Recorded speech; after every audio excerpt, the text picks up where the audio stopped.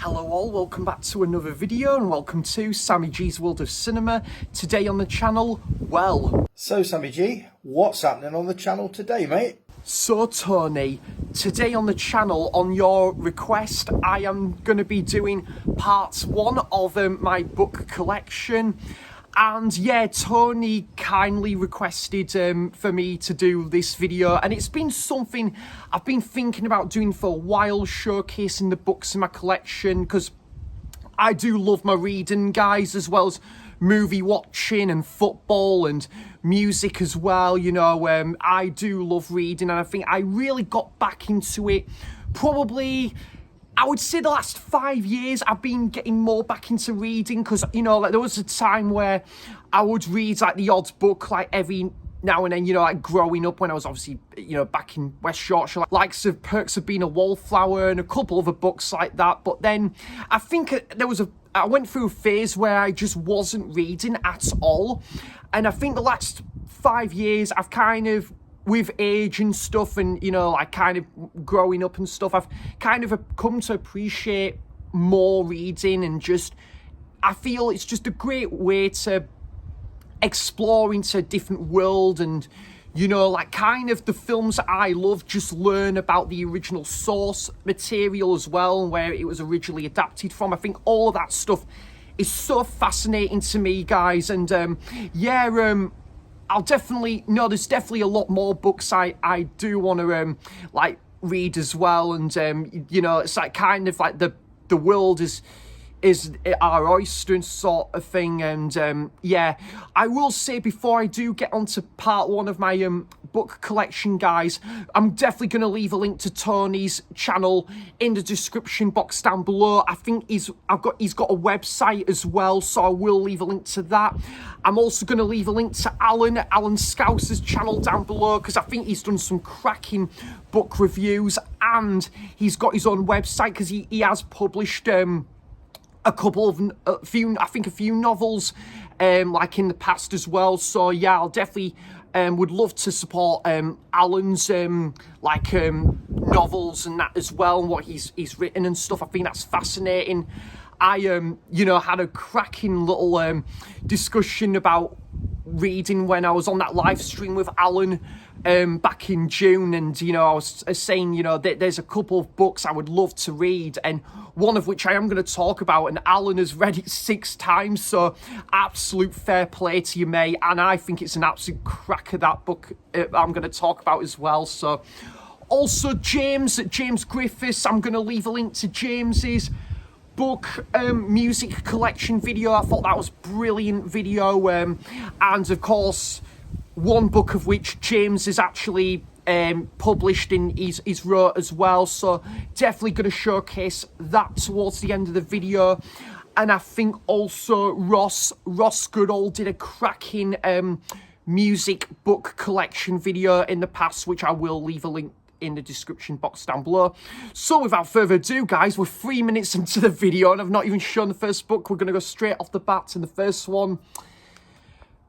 Now, my favourite British film ever was adapted from this. Kes, me being a fellow Yorkshireman, you know, this film holds a special place in my heart. It's the most watched film ever, I think. You know, I've seen it 1,000 times. I watch it every year without fail. And I think Tony did a review on this as well, of the film. And yeah, this book is brilliant. I've only read it the once, but I thought it was fantastic from Barry Hines, who I would like to check out some of his other books at the minute. And yeah, that book is fantastic. I love it. And then what I am currently reading is Tracy Thorn's autobiography. This is fantastic so far. Loving this. It's kind of when she's kind of discovering pop music and then moving on to punk so far into this, and then it's kind of leading towards her first ever band as well. Brilliant stuff. I am loving this. Can't wait to get to the part where she formed with the the jangle pop group called Marine Girls. I think it won't be too far till it will get onto that chapter. So yeah, that's Tracy Thorn's autobiography. Absolutely terrific. Love it. and I still haven't read this yet. It's from a boy in Elvis Shakespeare. Bit of a shout out to Dave Griffin, who works at Elvis Shakespeare, the wonderful owner of that second-hand book and record shop. And I think he recommended me this, actually. He recommended the next novel as well I'm going to show, from Cormac McCarthy, who wrote No Country for Old Men, which I need to read at some point. And this is the book Child of God, which, yeah, I need to definitely read at some point. This is only about 185 pages, so yeah, I'll have to get onto that at some point. And as I say, guys, because I've got a lot to talk about in this video, some of these I am going to be a bit brief on, because there's just so many I've got to showcase in this video, guys. So the next one is The Road.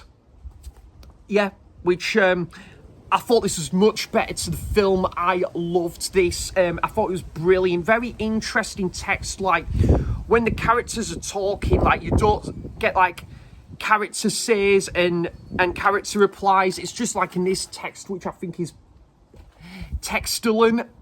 See what I did there? But yeah, really fantastic stuff. And I think there's a chunk more in this book that wasn't rendered onto the film from, was it John Hillcoat? So yeah, this is a brilliant read though. I've only read it the once, and it was about 3 years ago. I watched the film afterwards, and I will say I still really like the film, but this is just another level. I love it. And yep, I still absolutely love the film to this as well, guys. But I do prefer the book as well, because there's a lot more in the book that didn't get rendered on into the film, and that's The Graduate from Charles Webb. I think, when was this published? 1963, I think it was, when the film came out in 1968. So this is absolutely fantastic read. I love this. And yeah, this is just such a brilliant read all round. I would happily read this one again, because this isn't too long, actually. I think this is 211 pages, so quite a short read, to be fair. And it is brilliant, yeah. You know, like the character work and stuff, and just yeah, like I'm just taking this dust off there. Gonna have to try get some of this dust off the book later, but yeah, that was a brilliant read though. I really enjoyed that, The Graduate. And then my most recent read, the book I've just finished reading, was Last Exit to Brooklyn. Whoa, this was a tense read, guys. I just could not believe some of the stuff that was contained into this book. One part that really stood out, and I was like, wow. Wow. I was just like, it actually went there in the book, and it's so bleak and depressing and grim, and I'm like, wow, you know, it's such a depressive read, but I couldn't stop reading it as well. You know, I think it was so interesting to look at, you know, like what these characters were up to. Like, I think because it's like 6 stories meshed into one, and, you know, learning from like each relationship and then we're focusing on one character and how this character's coping with this day-to-day life sort of thing. And, you know, like there's a marriage breakdown, and, you know, like the nightlife in like New York in like this time period. Yeah, so it's a brilliant read, guys. Very depressing. The same author of Requiem for a Dream. And yeah, I say it's not going to be one I'm in a hurry to read. Not one I'm going to be in a hurry to read again. And there's one, and you know, it's very, some of the characters are just very abrupt in this. And, you know, I'm trying to find a page, guys, where there's like 2 pages where, I'm trying to find it, like that, yeah, 2, so like in capital letters, and yeah, it's real harrowing sometimes in the book as well, but it's a brilliant read. And yeah, I definitely I need to check out the film adaptation like afterwards, definitely. And this was a fantastic little book, Heidi, which I absolutely loved. I loved the film actually from 2005. I really enjoyed that, and yeah, just a great book, learning from like a different background and culture of a character and how she's coming to terms of like moving to I think it's her grandfather's like home as well. And yeah, this is a beautiful little read. This really enjoyed this. I'm trying to think, is there any illustrations in there? I don't think there is with this one, but no, I got this from Elvis Shakespeare about 3 years ago, and I absolutely loved it. Yeah, 237 pages, so not a long read at all actually. So yeah, that's Heidi. And now guys, I am just gonna say the film of this is fantastic. I'm not going to take away from the film. It is fantastic. It's you know, very raw and very, you know, like abrupt, and you know, it's ultra violent with some of the stuff that goes on in the film. And I'm like, wow, they actually went there in the film. And I'm surprised also it wasn't actually like a video nasty as well with some of the stuff that went on in that film. But the book is, let me have a look, guys. The book is, yeah, 149 pages. This is another tier for me, mind you. I absolutely love the book. I love the film, but I absolutely love the book to this. I think the book is excellent. What helped me was, when I was reading this, I got this thing kindly printed out where, it was this thing called the NADSAT dictionary, where all these fictionalized futuristic words in this, it'll tell you this word and then its definition, and that really got me through reading. I was still really enjoying, I don't know if enjoy is the right word for this book, but I was really invested with what I was reading.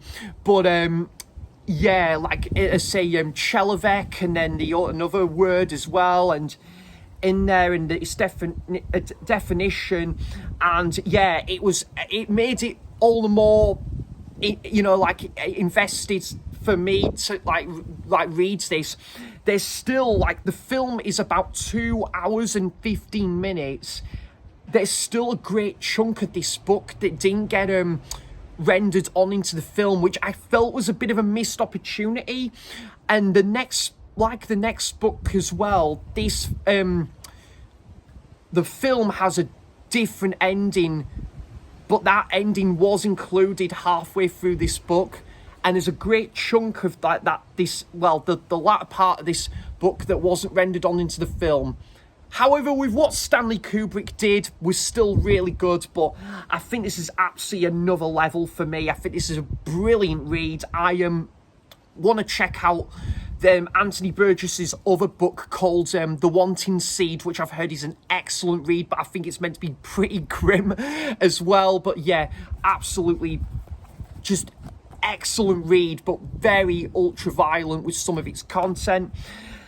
And again, now the film to this is in my top 20 films of all time, but I definitely prefer the book to this. It's got to be said, folks, and that is The Shining from Stephen King. And Stephen King, did hate the film, of course.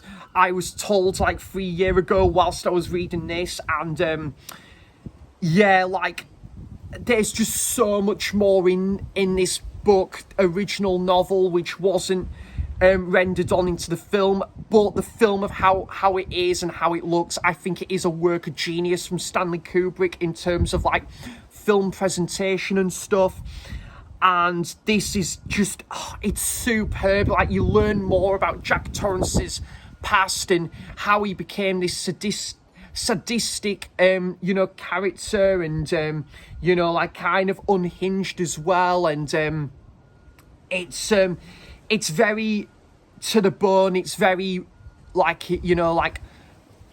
bleak and explicit with some of its content.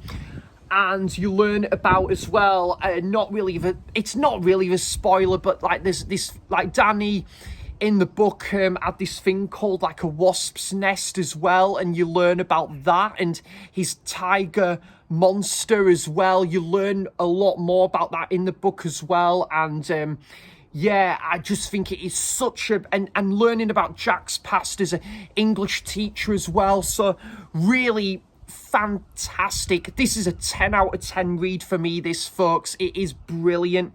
I would happily read this again. Yeah, The Shining, incredible read. And the only Stephen King book I've read as well. So wonderful, wonderful book there. I'm just going to have a swig of my tea, as Roy would say.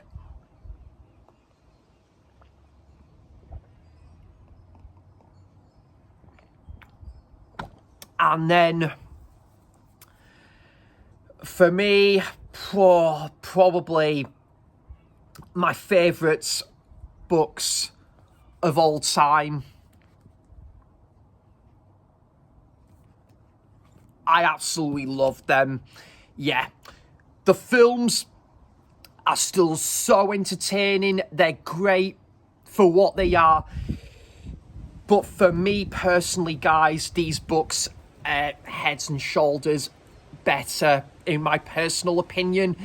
I just think there's so much more that you don't get in the films, and it's absolutely fine to a certain extent, because what Peter Jackson did with the films, I think he did it really well for the most part. And there's just, again, you learn more about, you know, like Bill Fernie and Farmer Cotton, and you know, Tom Bombadil in this as well. You know, and it's incredible. Like, they went to a place called Nimrodel in the book as well. Yeah, I think it's an awesome read. I read this within about 10 days or something. I'm trying to find a little bit of an illustration. They had illustrations in there, and then they'd get like a... Oh yeah, if I can find it again. Oh yeah, here we go. They get like that text there as well, and I'm pretty sure Sam's song in this, Sam's song or Frodo's song takes up, like, I think it's in 2 pages. You get that as well. Like the map there of the Shire, and so yeah, this is absolutely brilliant. And you get a mention of the Green Dragon, and Ted Sandyman's in there as well. And then yeah, you get like this sort of text where it's like a hymn and a song. Yeah, it's I absolutely adore this. Fantastic. Fellowship of the Ring, love it. It holds a special place in my heart. Absolutely wonderful. And then the next one, which only gets better with this, The Two Towers, which is an incredible read. Absolutely mind-blowing. I absolutely love this again. Just learning more about Fangon, Forest, and Rohan as well, Grimer, Wormtongue, and yeah, like Ferry Ron, I think it is, and it's just, it's superb. It's absolutely tremendous, guys. I'm just seeing if there's any illustration in here to show you guys, but oh wow, it's incredible.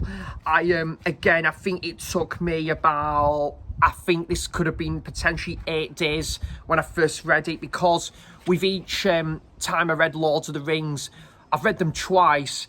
Once, I read them, I think it took me about 5 weeks the first time and 6 weeks the second time, about late November to December 2019, and I think in about, again, late September to early November 2020, so I can't wait to read these again. No, guys, I just love this world of Middle Earth and stuff. I think it's just absolutely sheer class.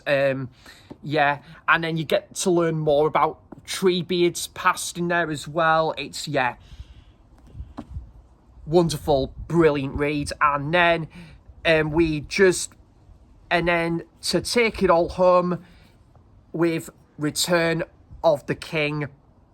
Now, this is my least favourite book of the 3 books, but it's still wonderful. It is marvellous, magnificent. I still love it. If, you know, like, don't get me wrong, guys, each of these books are all like 10s out of 10. Altogether 10 out of 10. If I was to pick a least favourite, it would still be this, but it's not saying much because I still absolutely love this as well. And you get a bit of mention about the sheriffs in this, and why, again, I don't really want to spoil it, because if anyone wants to plan on reading the books, I don't want to spoil it, but you get to learn Saruman taken into a different, it takes Saruman, the character of Saruman, in a different direction, and Grima Wormtongue as well, and yeah, I just think it's such a fantastic read. You get a character called Robin Smallborough in there as well. Genius book, I love it. I just think that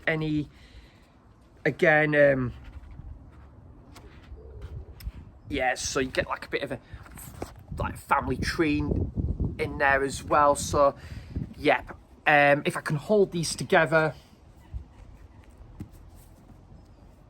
yeah, my favourite books of all time.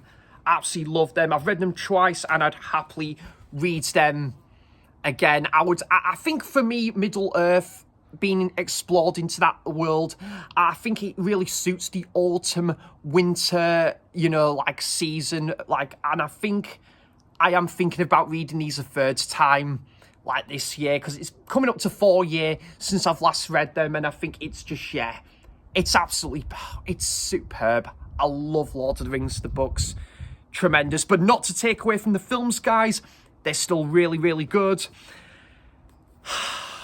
Actually, no, I'm going to show this first before I get onto the other one that I seemed a bit slightly deflacious about. But yeah, the Book of the Hobbit, which is still incredible. Not as good as Lord of the Rings in my personal opinion, but I still absolutely adore this book. However, I do actually prefer the audiobook from Nicole Williamson. I think I personally that is my go-to rendition of The Hobbit. But I read this the once, yep, and I absolutely loved it. I think it was about January 2020 when I read this, and I absolutely loved it. It was just, again, mesmerising. One page has sadly fallen out, unfortunately, but a bit of illustration for you there, guys. I'll see if I can find anything, other illustration there, but yeah, the films for The Hobbit, they're not as well loved as Lord of the Rings, and I totally get that, of course, and yeah, this is kind of a slightly different text in this book as well, and just seeing if there's any, I think there's one other illustration there, do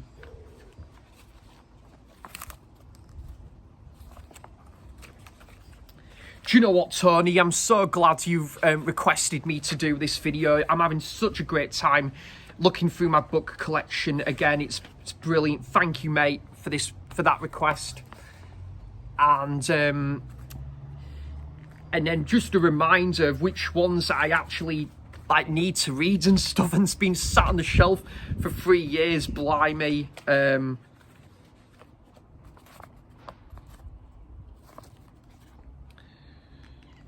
So yeah, this is absolutely terrific. Absolutely incredible read, The Hobbit. And then I think you get a mention as well of Bull Roarer in that book as well. And yeah, so I'm just going to tell you what I'm going to do, guys. I'll put these here. Just move these slightly so nothing's like... You gotta know, it's all gonna be, these books are about to be tumbling down. That was kind of my poor rendition of that, what was it, the Rolling Stones song, Tumbling Dice, I think it is. So yeah, the last of the Middle Earth, Lord of the Rings related books, Tolkien and stuff. the Silmarillion, who, I think Marillion took that name, didn't they, from this book, the title.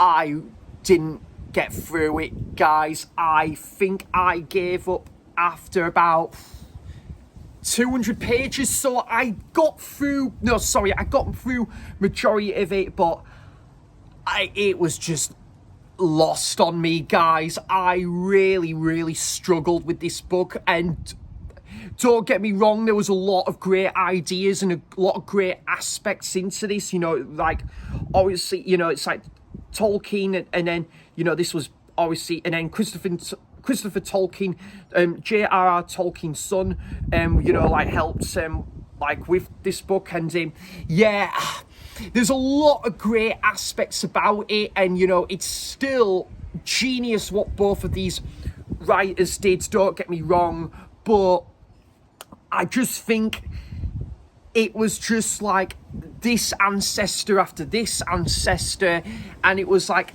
this family and to this family and this battle and to this battle. It was like it was all meshed like real tightly together in this book, and I think it just got a bit lost on me, and with the whole with how it was put together and stuff.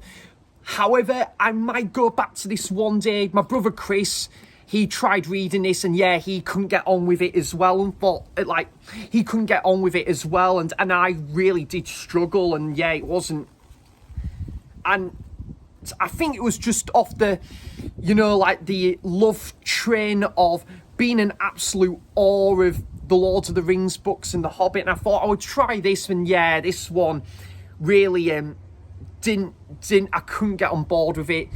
But if anyone's read this, do let me know in the comments. I think this could really work better as like a mini-series or something. I know they did like the Rings of Power, which I don't know if has any resemblance with this. It does have resemblance with it, but I'm not sure if there's anything of this book that got rendered on into that series. But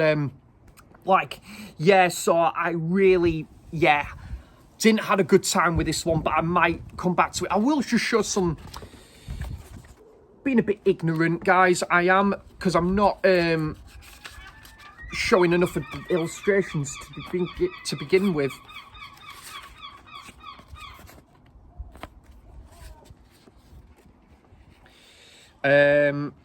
So no, I hope to appreciate this more one day, but I will be keeping it, the Silmarillion. And the film to this, I grew up with this film, but I think the book is absolutely superb. Good night, Mr. Tom. There's a lot more in this book that wasn't rendered onto the film, but I really enjoyed it. I thought it was excellent, this book, and the film is fantastic as well. And there's just a lot. The film is kind of different in a lot of ways to the book, and I think it is excellent. You get a little bit of illustration as well, and the dog in this as well is called Sammy, so that's a bonus.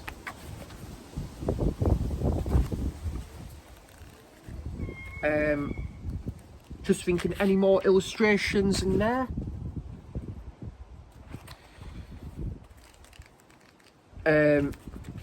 So, God, you know what? I am having such a good time, guys, doing this video, showcasing my books. It's just always great to look back on, look at your collection every now and then and what you own and what you're yet to, read and stuff. It's just so excellent. And, this is a brilliant read. I would definitely read this one again. Interesting characters, brilliant story, very sad in parts as well. It was probably, I think I actually discovered this book through James Griffiths. I'll try and find that video where, I think it was about 4 years ago, he showcased this in, one of his previous videos, and I have to give props to James, because I kind of bought this on his wonderful recommendation, and I absolutely loved this. Giles Smith, as journalist, and he did a book called Lost in Music, and just following, you know, like this journey with this journalist and his discovery of music and stuff, and, you know, like the likes of T-Rex, and discovering Mark Bolan in this book as well, and other great bands, and how he would go to the record shop and buy, like, I think it was his first ever single and stuff. I absolutely adored this. Absolutely incredible. Wonderful reads though. I'm definitely going to read this again at some point. That's Lost in Music, and XTC white music on the cover gets a thumbs up from me. This book I tried to attempt to read, but I did struggle with it. There was a lot of philosophy and stuff and politics, which I did find interesting to a certain extent, but I think I maybe read it at the wrong time, and I was having stuff going on and stuff. But yeah, that's someone did scribble stuff on the book and stuff. But yeah, that's what is it? England's Dreaming, Sex Pistols and Punk Rock by John Savage. Yeah, like I this is pre-owned, and I bought this, and yeah, there's a couple of like scribbles on there as well, and yeah, I don't know, I think, yeah, it was just a bit lost on me, this one, but I would maybe try and go back to it at some point. But yeah, there was some, yeah, interesting things about this book. But yeah, I'll see it. I might go back to that one day, who knows. And then second to last one, blimey indeed, The Godfather. Now, the first Godfather film is in my top 20, and I think it explains to why The Godfather Part 2 I do prefer to the original, because it is in my top 10 films of all time. And I will say, Roy, you've got to check out The Godfather Part 2, mate.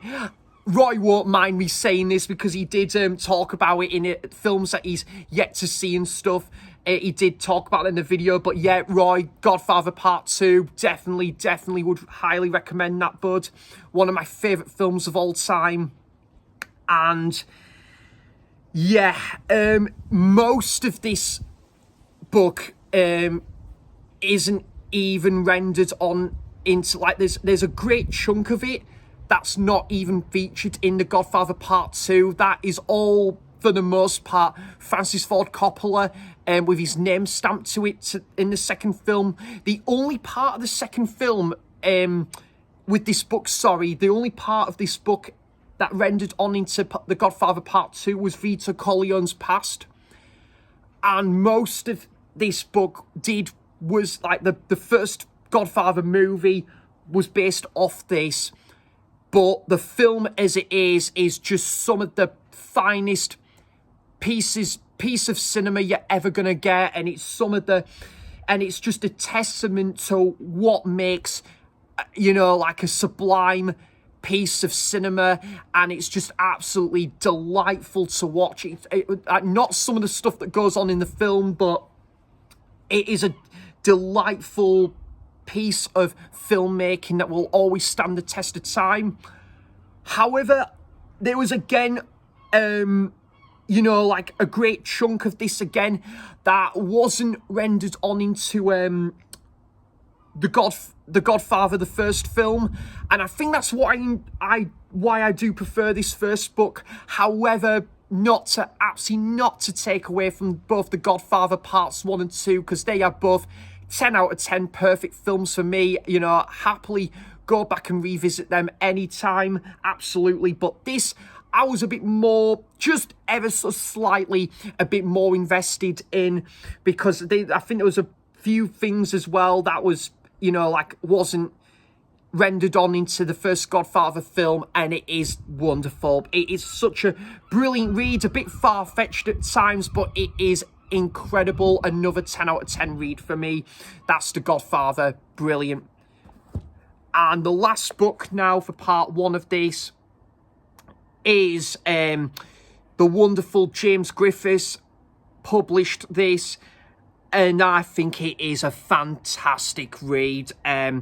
James is such a great judge when it comes to both books and music, and yeah, I loved learning about his experience with the band Squeeze, who's one of his favourite bands, and also about the history with Squeeze from 1978 to 1982, which for me was Squeeze at their finest, definitely.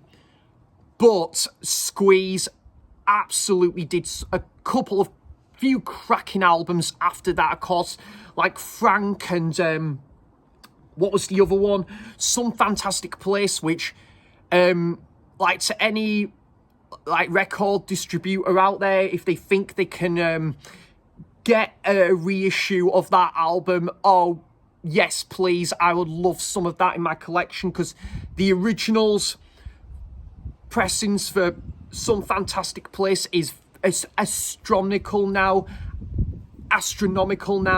They go for triple digits, so I'd love it if they could do a reissue of Some Fantastic Place, because it absolutely deserves it. It is a great album, that, from 1993. And this is superb. We're learning about the history of the band members and how they, they met and stuff, and during the tour as well, and Glenn Tilbrook and, like Chris Difford, yeah, wasn't it? And yeah, James even put his signature in there. Yeah, thank you so much, James, for that, by the way. Yeah, this is a marvellous read. I absolutely loved this. I've still not read the duo project from Glenn and Tilbrook, but yeah. Oh, this is fantastic. I absolutely enjoyed this, James. You should be absolutely proud of yourself, bud. 100,000,000%, because this was such a cracking read. I absolutely adored this. I would happily read it again. And Squeeze are a band that I would love to go and see live someday as well. I think it's still Chris Difford and Glenn Tilbrook in the band. I think the lineup has changed a bit as well. But that absolutely doesn't matter, guys, because there's still it would have been great to see it with the original lineup, but to still see Squeeze live one day, it would be brilliant. And they're having heavy association with Elvis Costello, who I am a big fan of, who I am going to be going to see with my dad on the 7th of September. And I believe James is going to see Elvis Costello on that same tour as well. So, wonderful book. Yep, absolute work of genius, James. Absolute hats off to you, buds. This was a brilliant read. So, guys, that will almost conclude part 1 of my book collection, because I am also going to leave a link to the Flix Files video on movie novelizations collection video. That was absolutely wonderful. I'll leave a link to that in the description box down below. And I want to thank Tony again at the Retro Movie Zone, who I will leave a link to his channel down below, for requesting me to do this video. And I've absolutely loved doing part 1 of this, Tony. I definitely can't wait to do part 2 of this. I think there'll just be one other part as well, because I don't have loads and loads and loads of books. So I think it'll just be part 2.